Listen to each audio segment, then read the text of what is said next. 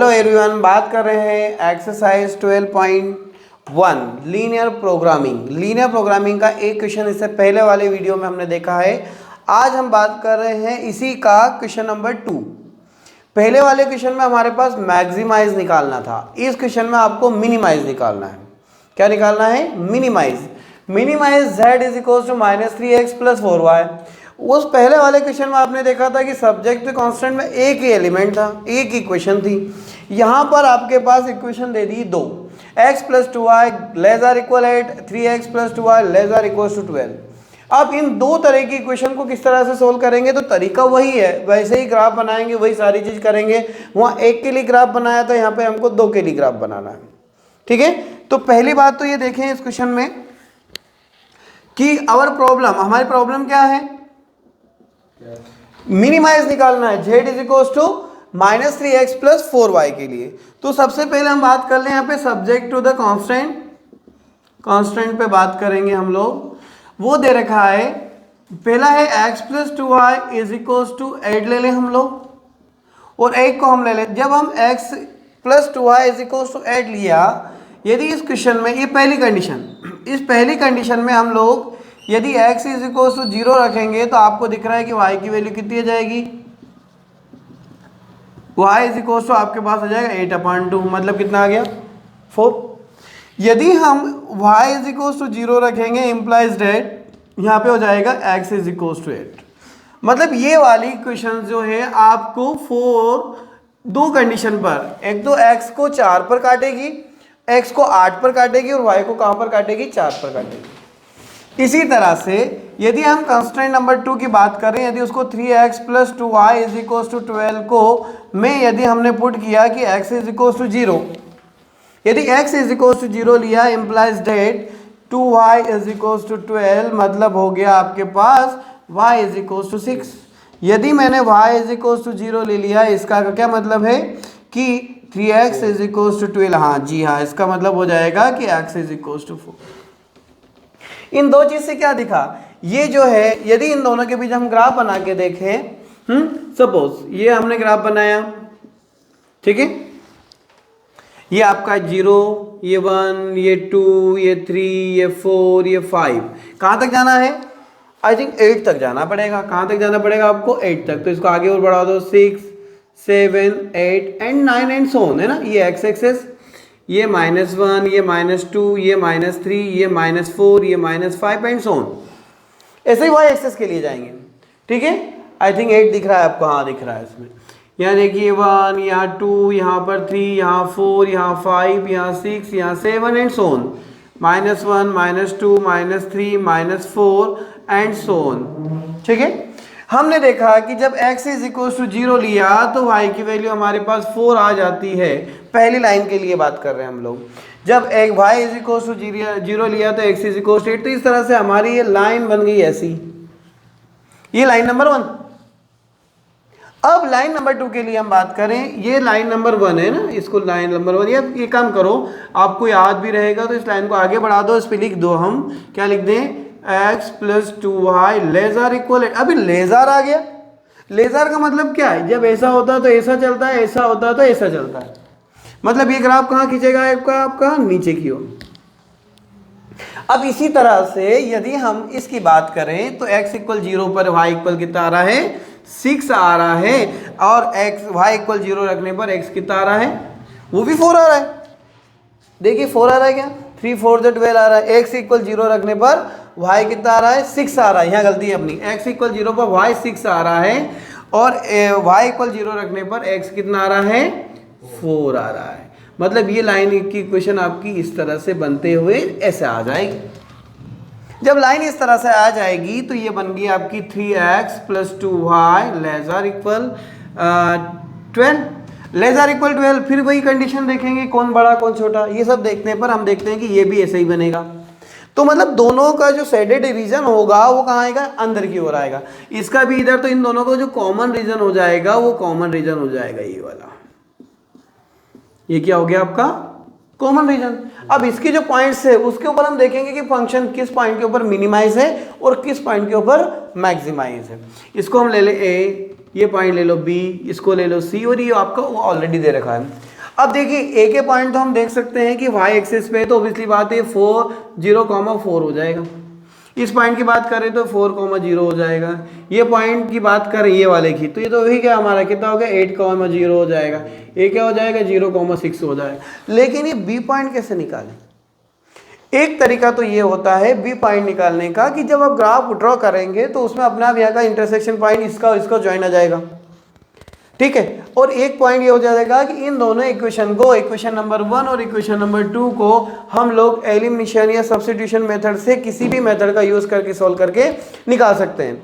तो हम चाहें तो एलिमिनेशन या सब्स्टिट्यूशन से भी इसको सॉल्व कर सकते हैं। अदरवाइज ग्राफ को जब ड्रॉ किया जाएगा तो ड्रॉप में भी दिखेगा कि ये चीज एक्सिस का इंटरसेक्शन पॉइंट क्या होगा। तो यहां देखें बाय 1 and 2 क्या है x plus 2y is equals to 8 और दूसरा कितना है 3x plus 2y is equals to 12।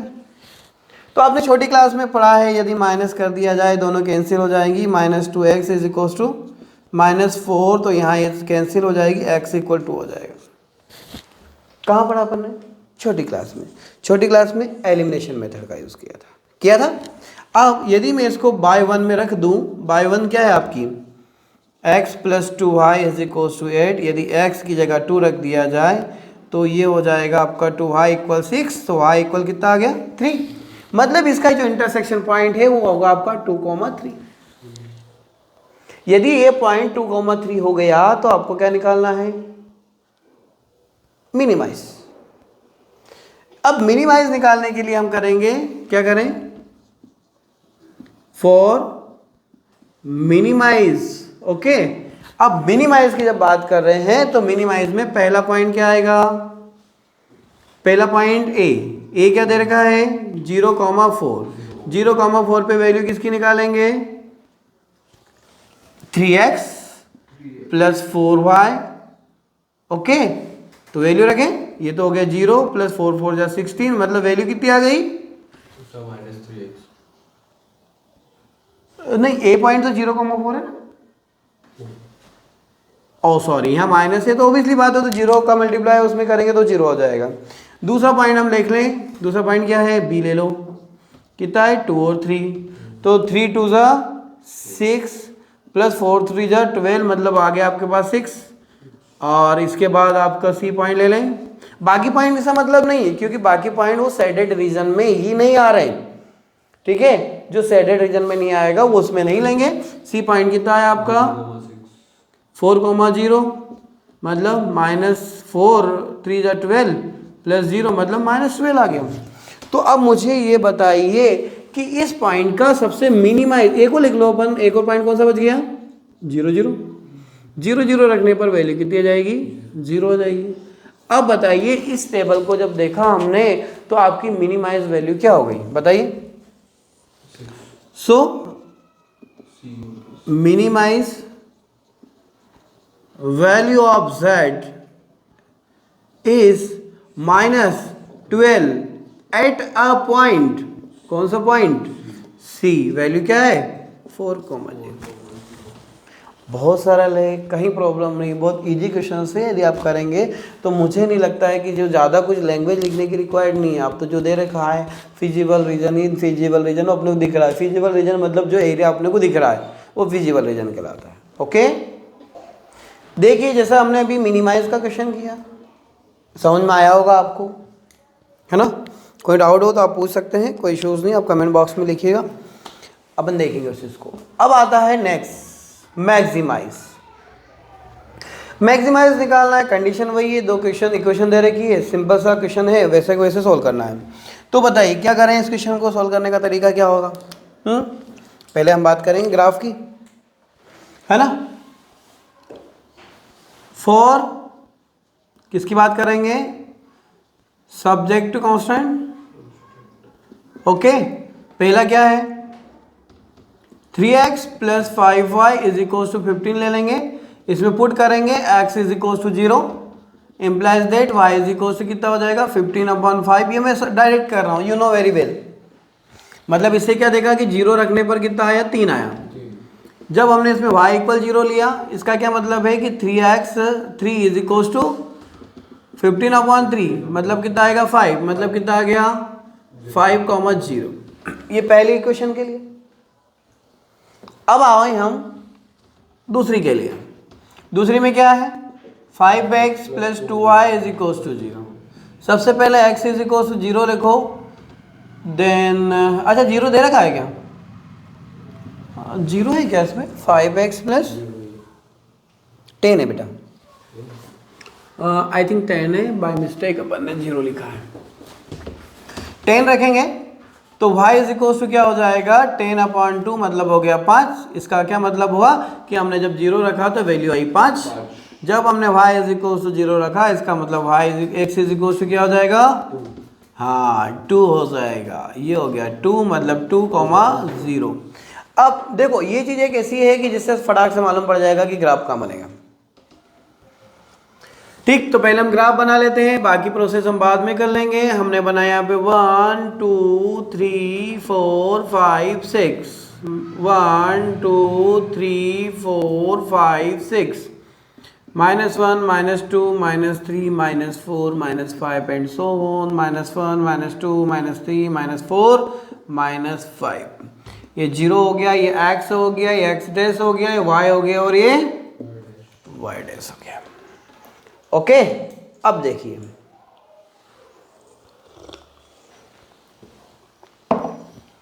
अब हम बात करें इस क्वेश्चन में, तो आपको दिख रहा है कि 0 रखने पर 3, 5 रखने 0 रखने पर 5 रखने पर 0, तो मतलब एक तो लाइन ये होगी आपकी 3 से 5 जाने वाली। ओके, यहां देखिए इस लाइन का नाम क्या है, 3x + 5y ≤ 15। ऐसा मतलब नीचे, ये आ जाएगा नीचे की ओर। दूसरा देखिए 0 रखने पर 5, 2 रखने पर ओके ये हो जाएगी लाइन ऐसी ऐसे। इस लाइन का नाम 5x + 2y ≤ 10। ये भी कहाँ आएगा नीचे। अब इन दोनों में जो कॉमन एरिया होगा वो फिजिबल रीजन हो जाएगा, तो इसका कॉमन एरिया हो गया आपका ये फिजिबल रीजन हो गया। इसको नाम दे देंगे ए, ये दे दिया बी और ये दे दिया सी, ये दे दिया डी। डी की रिक्वायर्ड नहीं है, जो दोनों में कॉमन एरिया होगा वो हम लेंगे। ठीक है, तो बताइए इस क्वेश्चन में आपके पास फिजिबल रीजन आ गया। ठीक है, तो फिजिबल रीजन कौन सा,